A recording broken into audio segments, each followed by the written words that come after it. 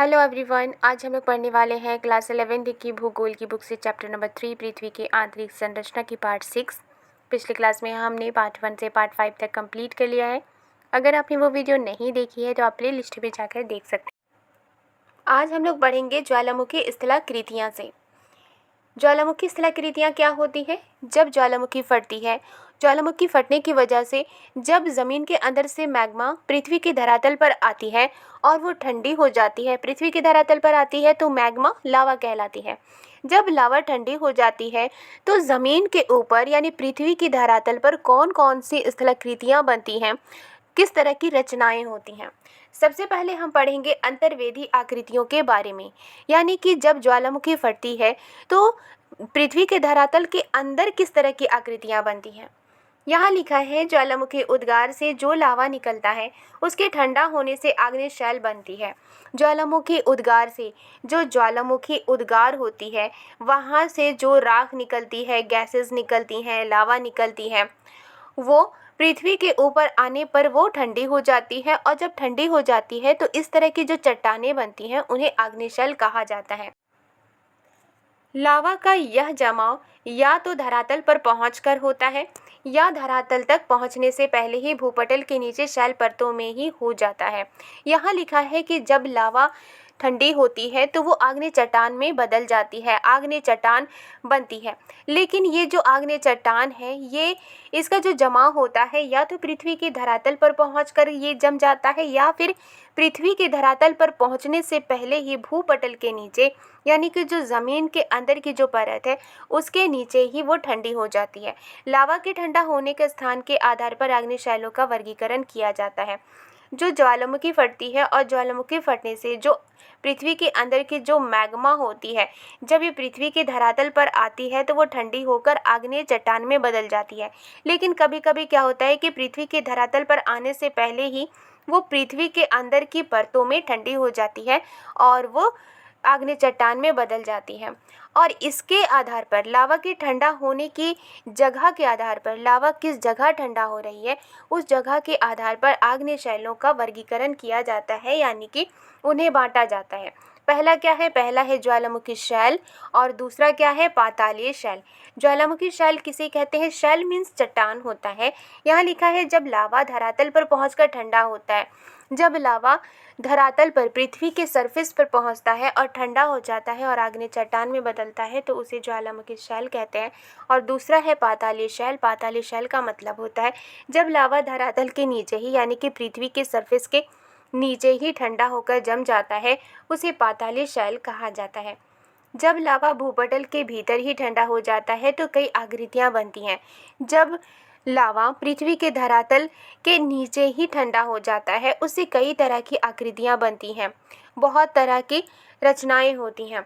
ये जो आकृतियाँ होती हैं इन्हें अंतर्वेदी आकृति कहा जाता है। अंतर्वेदी मीन्स कि ऐसी रचना, ऐसी आकृति जो ज़मीन के अंदर ही बनती है उसे अंतर्वेदी आकृतियाँ कहा जाता है।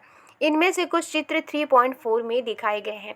यहाँ पर आप देख सकते हैं कि ये एक चित्र में ये दर्शाया गया है कि जब लावा ज़मीन के अंदर ठंडी हो जाती है तो किस तरह की वो आकृति बनाती है।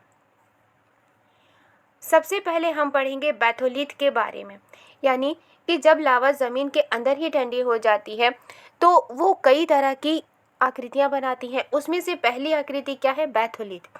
यदि मैग्मा का बड़ा पिंड भूपर्पटी में अधिक गहराई पर ठंडा हो जाए तो यह एक गुंबद के आकार में विकसित हो जाता है। यहाँ लिखा है कि जब मैग्मा का बड़ा पिंड, मैग्मा किसे कहते हैं? ज़मीन के अंदर, पृथ्वी के अंदर जो गर्म तरल पदार्थ होता है उसे क्या कहा जाता है? मैग्मा। वही मैग्मा जब पृथ्वी के धरातल पर आकर ठंडी होती है तो उसे कहते हैं लावा। इसे यहाँ लिखा है कि अगर मैग्मा का बड़ा पिंड यानी कि मैग्मा, बहुत ज़्यादा मैग्मा भूपर्पटी में अधिक गहराई पर यानी कि जो अर्थ का सरफेस होता है उसके अधिक गहराई पर ठंडी हो जाती है, पृथ्वी के धरातल पर नहीं आती बल्कि पृथ्वी के अंदर अधिक गहराई पर ठंडी हो जाती है, तो ये एक गुंबद के आकार में यानी कि इस तरह से एक गुंबद के आकार में विकसित हो जाती है। मीन्स कि एक गुंबद के आकार में वो ठंडी हो जाती है और आग्नेय चट्टान बनती है।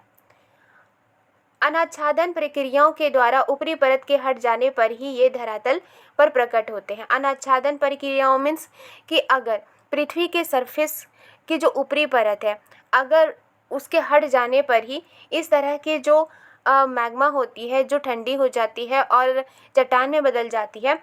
पृथ्वी के ऊपरी परत के हट जाने पर ही, ऊपरी परत की जो हटने की प्रक्रिया है, इसके जरिए ही ये धरातल पर प्रकट होते हैं।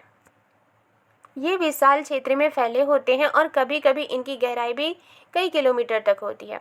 यहाँ लिखा है जो बैथोलिथ होते हैं ये विशाल क्षेत्र में फैले होते हैं और कभी कभी इनकी गहराई बहुत ही ज़्यादा होती है, कई किलोमीटर तक की इनकी गहराई होती है। ये ग्रेनाइट के बने पिंड हैं। इन्हें बैथोलिथ कहा जाता है जो मैग्मा भंडारों के जमे हुए भाग हैं। जो मैग्मा पृथ्वी के धरातल के अंदर ही अधिक गहराई पर ठंडी हो जाती है और चट्टान के रूप में बदल जाती है, इनका आकार गुंबद की तरह होता है और इसे ही बैथोलिथ कहा जाता है। और ये मैग्मा भंडारों के जमे हुए भाग हैं, यानी कि जो मैग्मा होती है वही ठंडी हो जाती है और वही चट्टान के रूप में बदलती है, जिसे बैथोलिथ कहा जाता है। नेक्स्ट है लैकोलिथ।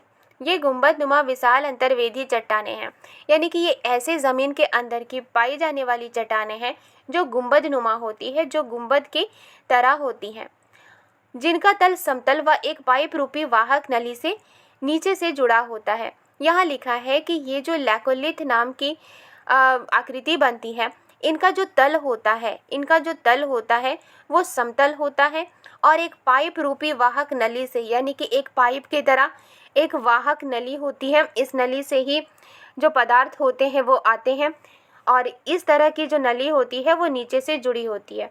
इनकी आकृति धरातल पर पाए जाने वाले मिश्रित ज्वालामुखी के गुंबद से मिलती है और ये जो लैकोलिथ की आकृति है वो धरातल पर यानी पृथ्वी के सरफेस पर पाए जाने वाली जो मिश्रित ज्वालामुखी होती है उसके गुंबद से मिलती है।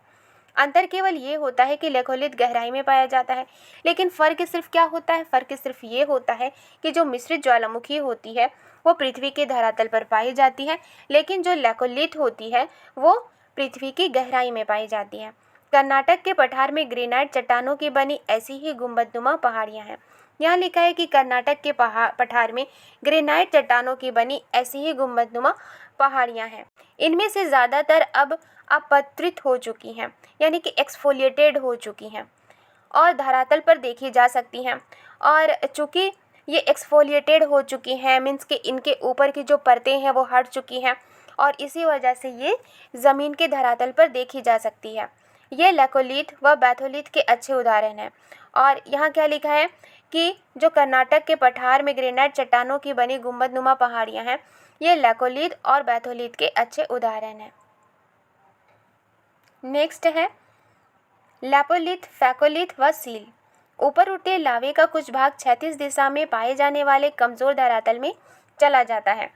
जब ज्वालामुखी फटती है तो वो ऊपर की ओर धरातल पर आती है, पृथ्वी की धरातल पर आती है, लेकिन ऊपर उठते हुए लावे का कुछ भाग क्षैतिज दिशा में पाए जाने वाले कमज़ोर धरातल में चला जाता है। इस तरह से क्षैतिज दिशा में चला जाता है। यहाँ यह अलग अलग आकृतियों में जम जाता है और इस तरह से वो अलग अलग आकृति में जम जाता है। यदि यह तस्तरी के आकार में जम जाए तो यह लैपोलिथ कहलाता है। और लावा जो क्षैतिज दिशा में चला जाता है, अगर ये तस्तरी के आकार में जम जाती है तो ये लैपोलिथ कहलाती है। कई बार अंतर्वेदी आग्नेय चट्टानों की मोड़दार अवस्था में अपनति के ऊपर व अभिनति के तल में लावा का जमाव पाया जाता है। अपनति मीन्स जब चट्टानें ऊपर की ओर मुड़ी होती हैं तो उसे अपनति कहा जाता है। जब चट्टानें नीचे की ओर मुड़ी होती हैं तो उसे अभिनति कहा जाता है। यहाँ लिखा है कई बार अंतर्वेदी आग्नेय चट्टानों की मोड़दार अवस्था में, यानी कि ज़मीन के अंदर जो आग्नेय चट्टानें होती हैं उनकी मोड़दार अवस्था में अपनति के ऊपर, यानी कि चट्टानें जब ऊपर की ओर मुड़ती हैं और चट्टानें जब नीचे की ओर मुड़ती हैं, ये अपनति और अभिनति कहा जाता है। इनके तल में लावा का जमाव पाया जाता है। ये परतनुमा लहरदार चट्टानें एक निश्चित वाहक नली से मैग्मा भंडारों से जुड़ी होती हैं। ये जो परतनुमा या लहरदार चट्टानें होती हैं ये एक निश्चित वाहक नली से मैग्मा भंडारों से जुड़ी होती हैं जो क्रमशः बैथोलिथ में विकसित होते हैं। अंतर्वेदी आग्नेय चट्टानों का क्षैतिज तल में एक चादर के रूप में ठंडा होना सील या शीट कहलाता है। यहाँ लिखा है जमीन के अंदर की जो आग्नेय चट्टानें होती हैं वो क्षैतिज तल में जब एक चादर के रूप में ठंडी हो जाती हैं, इसे सील या शीट कहा जाता है। जमाव की मोटाई के आधार पर इन्हें विभाजित किया जाता है और जब ये चट्टानें जम जाती हैं, इनके मोटाई के आधार पर इन्हें बांटा जाता है। कम मोटाई वाले जमाव को शीट व घने मोटाई वाले जमाव सील कहलाते हैं। यहाँ लिखा है कि जो कम मोटाई वाले जमाव होते हैं उन्हें शीट कहा जाता है और जो घने मोटाई वाले जमाव होते हैं उन्हें सील कहा जाता है। अब हम लोग पढ़ेंगे डाइक के बारे में। जब लावा का प्रवाह दरारों में धरातल के लगभग समकोण होता है और अगर इसी अवस्था में ठंडा हो जाए तो एक दीवार की भांति संरचना बनाता है। यहाँ लिखा है जब इस ज़मीन के अंदर लावा का जो बहाव होता है वो दरारों में धरातल के लगभग समकोण होता है और अगर यह इसी अवस्था में यानी कि लावा इसी अवस्था में ठंडा हो जाए तो एक दीवार की भांति संरचना बनाता है। इसी संरचना को डाइक कहा जाता है। पश्चिम महाराष्ट्र क्षेत्र के अंतर्वेदी आग्नेय चट्टानों में ये आकृति बहुत ज़्यादा पाई जाती है। ज्वालामुखी उद्गार से बने दक्कन ट्रैप के विकास में डाइक उद्गार की वाहक समझी जाती है। यानी कि ज्वालामुखी उद्गार से बने जो दक्कन ट्रैप हैं उनके विकास में डाइक उद्गार की वाहक समझी जाती है। यहाँ पर हमने क्या पढ़ा? यहाँ पर हमने ये पढ़ा कि ज्वालामुखी स्थलाकृतियों के बारे में और ज्वालामुखी स्थलाकृतियों में हमने अंतर्वेदी आकृतियों के बारे में पढ़ा। अंतर्वेदी आकृति कौन कौन से होते हैं? बैथोलिथ, लैकोलिथ, लैपोलिथ, फैकोलिथ व सील और डाइक। आज के लिए बस इतना ही। वीडियो पसंद आई है तो लाइक एंड सब्सक्राइब करना मत भूलिएगा। मिलती हूँ नेक्स्ट वीडियो में। Thank you.